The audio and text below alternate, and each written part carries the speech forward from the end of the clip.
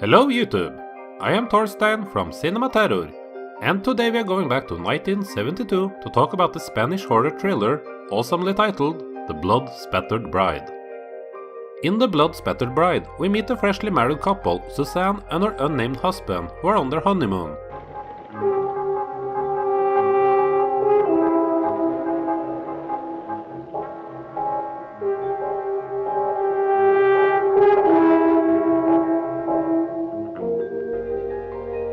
While they are experiencing and exploring their new life as husband and wife, Susan starts to become haunted by the old story of a rumored vampiress that used to live in the very same mansion, and when her husband suddenly comes across a naked woman buried in the sand on the local beach, suspicion arises that this lady and the one haunting Suzanne might just be the very same.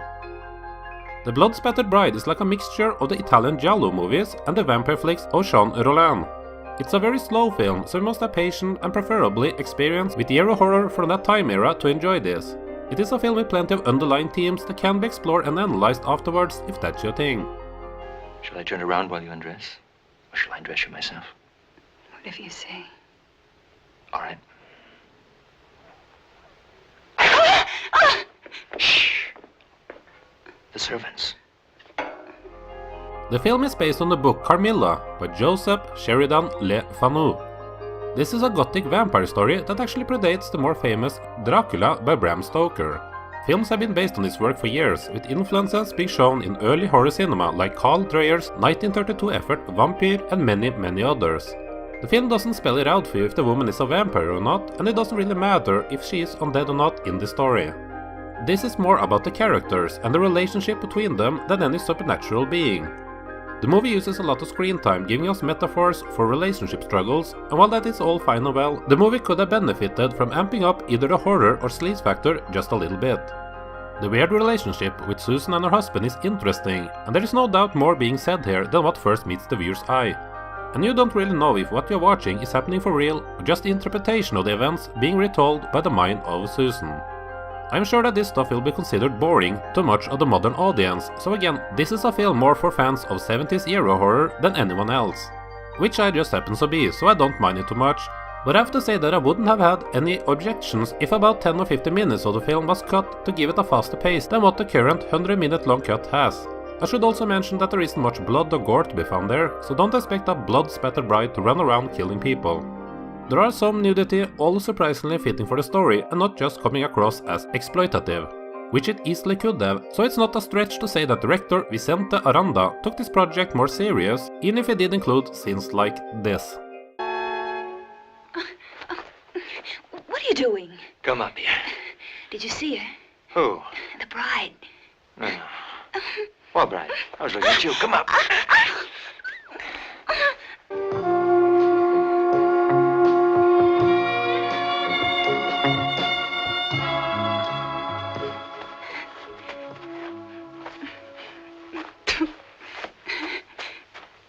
Come here. Come on. Don't be silly.